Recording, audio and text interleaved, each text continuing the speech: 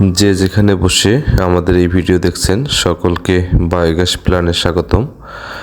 Biogas প্ল্যানে প্রথমে 10 fit একটি মূল গর্ত খুঁড়তে হবে, যেখানে মূল গম্বুজ তৈরি হবে। এটি হচ্ছে সেই মূল গম্বুজের গর্ত। এখানে মূল গম্বুজের 50% কাজ সম্পূর্ণ হয়েছে।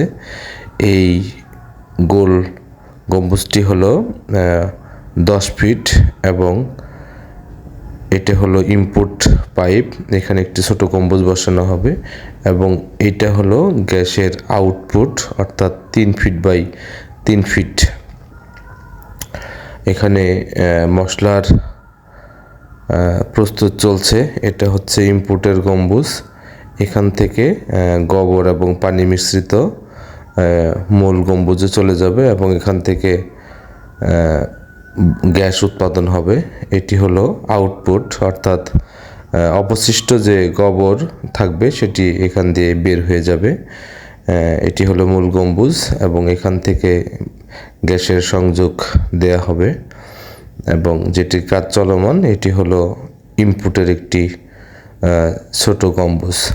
এই হচ্ছে আউটপুটের পাইপ এবং হলো একটু ভিতরে দেখানোর চেষ্টা করি।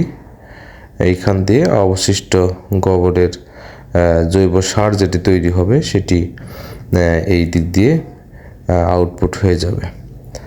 আপনারা দেখতে পাচ্ছেন আমাদের বায়োগ্যাস প্ল্যান্ট কাজ চলমান রয়েছে।